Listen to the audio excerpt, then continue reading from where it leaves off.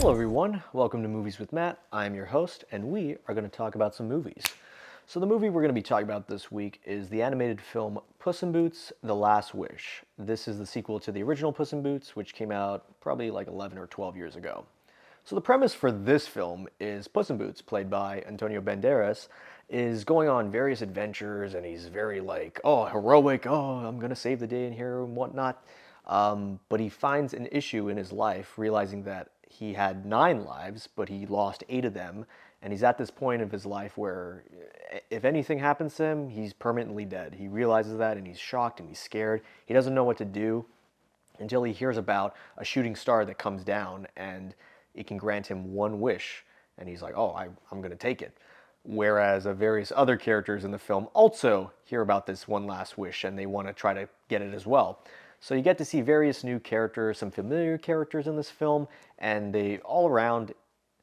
Okay, I'm just gonna say it. This film was amazing. Like, this exceeded my expectations so much. I didn't expect a Puss in Boots film to be this creative, this intense, this insane, but man, this film really delivered. I'd say the highlight for me was the animation. This is some of the best work I've seen from any animated film in a while. This gives off like Spider-Verse levels of creativity and effort, and I'm just so glad that a film like this comes out and it goes beyond of what the original film tried to do and enhances a lot of things, including a lot of heartfelt moments, which a lot of animated films I've noticed have not really done as well as before.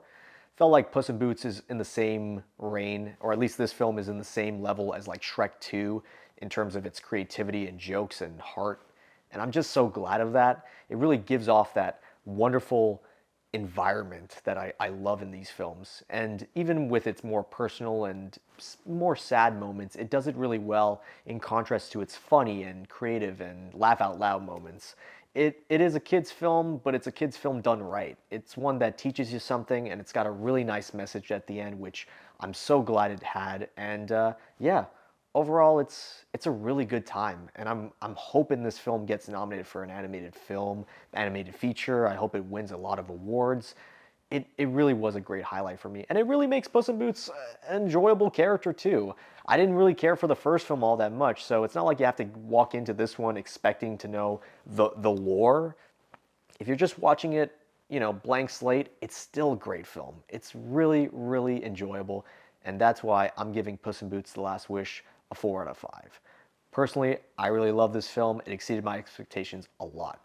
So yeah, what did you think of this film? Did you like it? Did you hate it? What did you like about it? What did you hate about it? Let me know in the comments. I'm really curious. I personally enjoyed it. I have not met a single person that straight up hated this film. If I do, then man, I'd love to know. Seriously, there's a lot of explaining in that regard. But yeah, that's just me though. So yeah, thank you all for watching Movies with Matt, and I hope to see you all next week. Take care, y'all.